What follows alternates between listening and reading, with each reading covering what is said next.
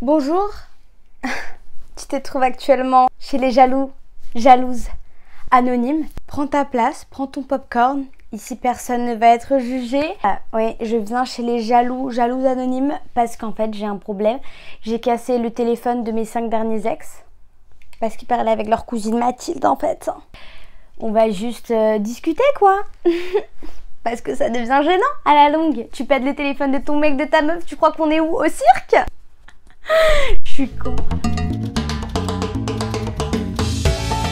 Jalousie me dit qu'elle est belle, qu'elle est belle. C'est bon, j'arrête les conneries, j'enlève mes lunettes si ça vous dérange pas. Plusieurs vidéos un peu divertissantes en mode des vlogs, des trucs un peu des hauls, blablabli, blablabla. Je reviens avec un moment blabla. Vous me les avez demandé et nous allons parler quelque chose qui est pire que la peste noire, qui est pire que la pandémie du Covid. Nous allons parler de la jalousie. Big up à Luisa, elle dit tout le temps por celos la gente mata et elle a raison. Enfin bref, on va en parler tout de suite. J'ai parlé de jalousie avec vous sur ma story Insta.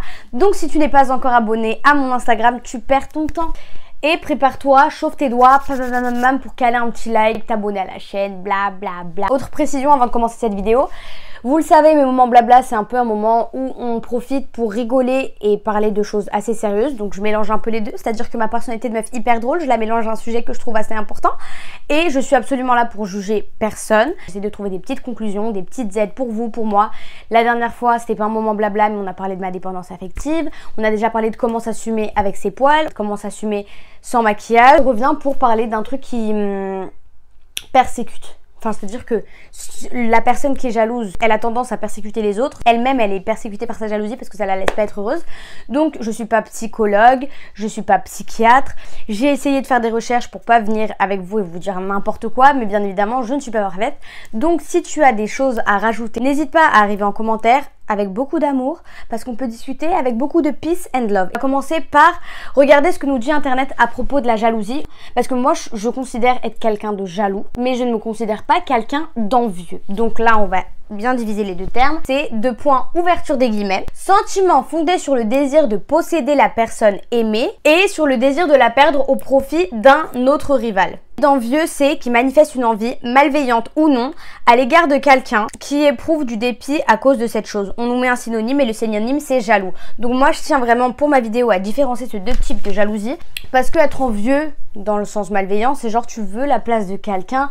Et ça, c'est un truc que moi, personnellement, je ne souffre pas de ça. En revanche, la jalousie, je vais en parler à mon titre parce que je suis quelqu'un qui est jalouse dans mes relations amoureuses. Je vais pas parler de la jalousie avec tes amis, etc. Mais je pense que ça vaut un peu pour tous. Je vais commencer par vous évoquer plusieurs sources et peut-être que du coup, vous allez vous reconnaître chacun dans votre type de jalousie particulier. Moi, sur Insta, je vous ai demandé à vous quel était le facteur qui fait que maintenant vous êtes jaloux. Bon, pour beaucoup, c'était les 4. Vous m'avez dit, ouais, mais il y a les 4. Je fais quoi là? Je vous mets le sondage là. Vous pouvez voir les statistiques et tout. Déjà, il y a des gens chez qui ça commence dès l'enfance. Ça peut être le fait, soit un manque d'amour, un manque d'attention dès ton enfance, ou le fait qu'on idéalise beaucoup les relations amoureuses et que tu sais, quand t'es petit, tu veux.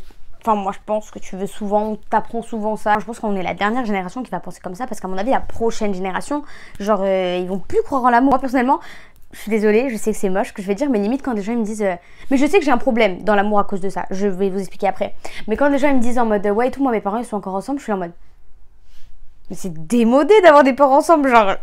Dès l'enfance parce qu'ils ont soit vu des tromperies au sein des couples de leurs parents, des relations amoureuses tu vois, conflictuelles, ou enfin de l'abandon de la part de leur père, de leur maman. Ça va faire des complications dans leurs futures relations, dans leur rapport à eux-mêmes quand ils vont être grands, donc dans leur peur de l'abandon. Et souvent la jalousie, ça puise dans ça. Ça c'est un autre facteur, c'est-à-dire que si tu as un manque de confiance en toi, que tu as l'impression que t'es pas assez jolie, que t'es pas assez drôle, que t'es pas assez intelligente, la jalousie, tu sais, va venir se nourrir de ce genre de choses. Donc tu vas penser que tout le monde, c'est ton rival. En plus de mal le vivre, tu vas l'infliger à ton couple parce que tu vas avoir l'impression qu'il pourra te tromper avec n'importe qui.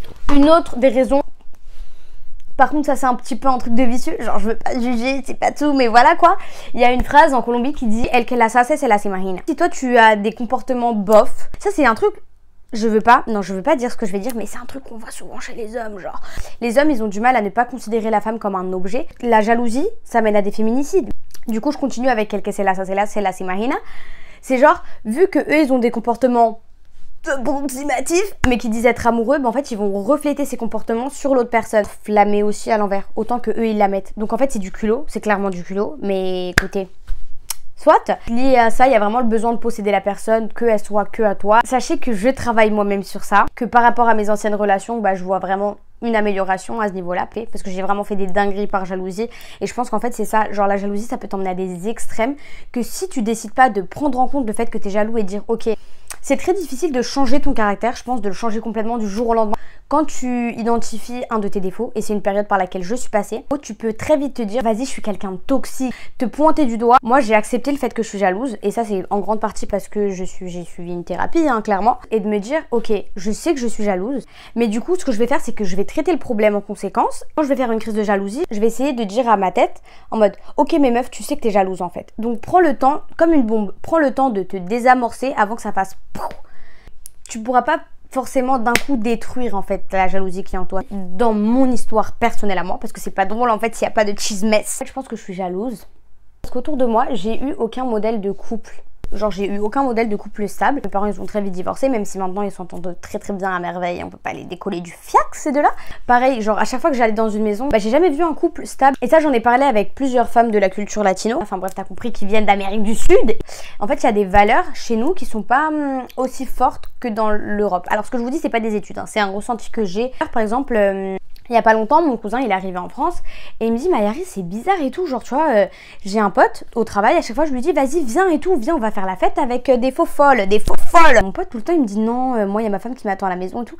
Moi je suis en mode mais en Colombie genre je dis ça à mes potes qu'il y ait femme ou pas, on va aller s'amuser avec des faux folles, ça ne change pas que tu vas rentrer à la maison avec ta femme. Il y a des choses, je pense, en tout cas dans mon expérience personnelle, qui sont énormément banalisées, comme la tromperie. Ce qui veut dire que dès petite, on va te dire oui mais tu sais les hommes, mais tu sais c'est un mec. Les mecs ils vont pas toujours être fidèles, mais le plus important tu sais c'est pas ça, un mec ça a une façon différente d'aimer et tout. Je pense que tout le monde a du mal à accepter le fait qu'on va te tromper. En fait c'est là où la jalousie pareil est née. Tu te dis il faut que moi mon mec je le tienne comme ça. Le germe de la jalousie il se plante en toi. Un autre des facteurs pour lesquels les latinos sont très souvent jaloux, c'est écouter les chansons qu'on nous mettait depuis qu'on était gosses. Que sale con tu mujer, sale con tu mujer. Enfin bref, vous avez compris, c'est l'histoire d'un mec qui assume à son meilleur ami qu'il l'a trompé, que sa femme elle était complètement voilà. Enfin, tu vois.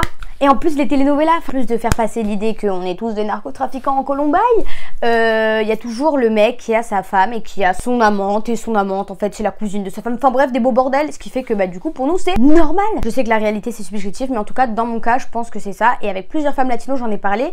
Et pareil, genre j'ai une grande amie, elle est allée voir sa grand-mère un jour et que sa grand-mère, elle lui a dit en pleurs qu'elle s'était fait tromper toute sa vie par son grand-père et que toute sa vie en fait elle l'avait accepté.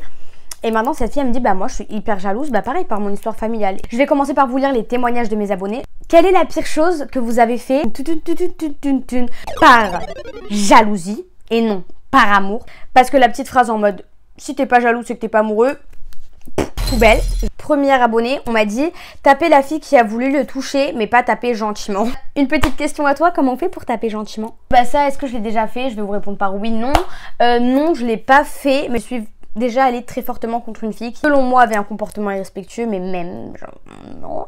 Je suis arrivée, j'ai poussé son bras, j'ai dit ouais, tu fais quoi cousine? Deuxième abonnée, elle me dit pirater son compte Insta alors qu'on n'était plus ensemble et bloquer les filles de ses DM. Fait. Carton rouge pour Majar. Et j'en suis pas fière non plus. Troisième abonnée, elle me dit flemme, on peut pas faire de vocal en plus. Ouais, parce qu'en fait t'as des longues histoires quand t'es jaloux. Alors là c'est la même personne, elle m'a fait un beau combo. On pourrait en faire un menu au McDo tellement c'est incroyable. Le frapper. Fait. Je me dois d'être honnête, j'ai déjà été hyper violente par jalousie. Je pense que c'est pour ça que c'est important d'en parler sans tabou. Bien évidemment c'est mal ce que j'ai fait, je m'en veux énormément. Enfin bref, on continue avec la même fille, l'empêcher de sortir. Pas fait, mais enfin fait indirectement, genre je l'ai pas enfermé dans la maison, mais c'était compliqué qu'il sorte sans moi quoi. Regarder son téléphone tous les jours. Pas fait, mais avec une fois par semaine au moins.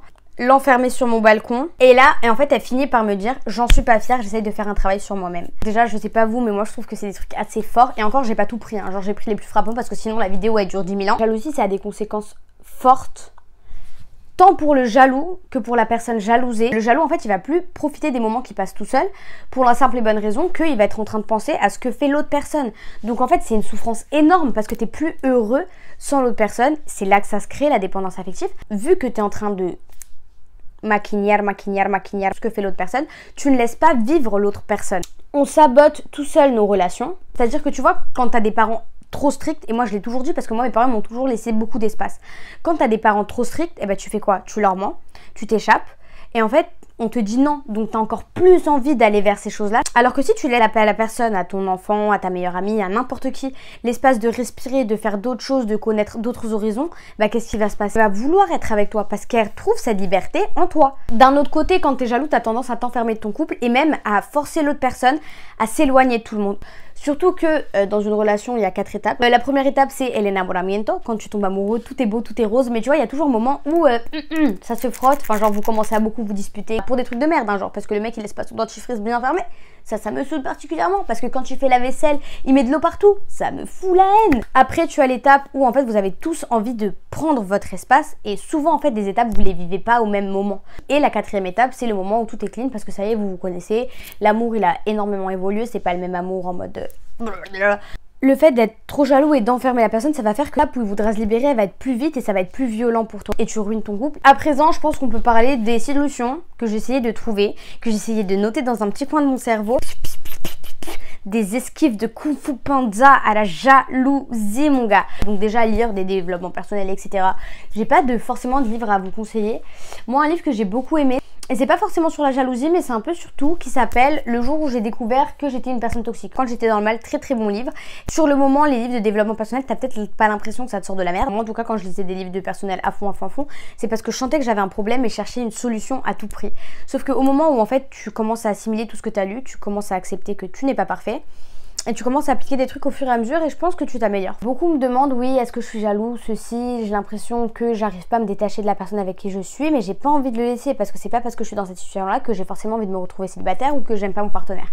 Je pense que si la personne avec qui tu es, elle t'aime et qu'elle est en train de supporter ta jalousie excessive ou même ta jalousie toute basique, tu peux lui en parler. Ce que me disait beaucoup ma psychologue, tu sais que tu t'énerves rapidement, tu sais que tu peux monter très haut dans tes escales d'énervement. Dis directement que tu es désolé, que c'est un truc que tu as du mal à contrôler. Vous trouvez par exemple un mot-clé et ça va être un truc qui va déclencher dans ta tête le fait que ok, peut-être que je suis en train d'abuser et peut-être que je dois poser des questions genre est-ce que c'est vraiment nécessaire ce que je suis en train de faire, c'est vraiment mal. Si je le vois d'un point de vue extérieur, voilà. Là c'est vraiment un conseil en mode fabriquer sur Wish et que je vous donne. Mais j'ai l'impression que ça m'aide pas mal. C'est d'avoir une copine qui a les pieds sur terre. Enfin en fait ça c'est un peu compliqué quand même parce que je trouve que parler de ses relations couple, moi par exemple ma meilleure amie, elle est pas du tout jalouse. Enfin sauf avec moi elle est très jalouse. Du coup je lui envoie des petits messages en mode lui faisant les grandes lignes, en essayant d'être le plus objectif possible même dans mes termes parce que souvent quand t'es jaloux, il y a la vraie réalité, la réalité de l'autre personne et il y a ta réalité à toi qui fait un film dans ta tête. Et là je dis à ma meilleure copine, est-ce que j'abuse? Elle va me dire mais non et tout, ça c'est pas bien. Enfin c'est un peu compliqué de mettre sa relation dans les mains d'une autre personne mais moi c'est un truc qui m'a servi pour l'instant. Autre chose que je trouve qui sert énormément, et ça pareil ça va dans la communication, tu peux dire que tu pardonnes un truc parce que t'as pas envie de lâcher la personne, mais tu vas pas lâcher. En fait tu lui envoies des pics, et ça à l'usure, tu vois ça fait comme ça. À l'usure, bah t'es chiante en fait. Enfin faut se le dire, à l'usure t'es chiante. Et moi ça m'est déjà arrivé de dire, de demander à la personne est-ce que là je suis en train de devenir chiante? Il est sincère, il va te dire oui, t'es en train de devenir chiante. Tu peux en parler et tu peux te poser une question. En fait, tu peux être scandalisée parce que t'es hyper jalouse et tu trouves que ton mec il a parlé à une meuf en soirée et tu trouves ça inacceptable.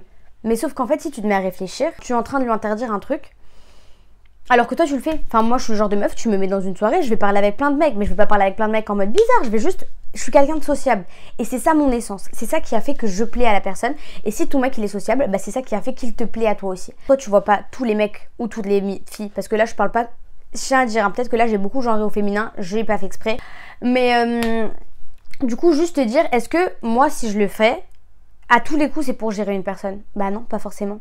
Des fois même, et ça c'est un truc, une conséquence de la jalousie, le fait que par exemple ton mec il dise ouais et tout, j'ai supprimé cette conversation parce que je sais que tu vas t'énerver. Moi je vois plein de relations dans lesquelles ça arrive et je me dis ok mais est-ce que moi j'ai jamais supprimé une conversation par peur que ça énerve l'autre personne sans qu'il y ait forcément quelque chose de mauvais? Mais en fait la personne elle a peur d'en parler avec toi et si tu lui laisses pas l'espace de t'avouer les choses, de dire non mais regarde-le sous cet angle là, c'est pas si mauvais, tu vois, le fait de se mettre à la place de la personne, je pense que ça peut être un grand avantage pour ceux qui souffrent de jalousie parce que manque de confiance en soi. Une fois on m'a dit cette phrase là, je peux te dire que ça a fait beaucoup de clics dans ma tête. Ok, il y a des gens plus beaux que toi sur terre, ça c'est sûr, mais je suis quelqu'un de tu vois donc voilà. Et même si t'es quelqu'un d'introverti, bah c'est sûr que t'es intéressant, enfin tu vois, chacun a son domaine.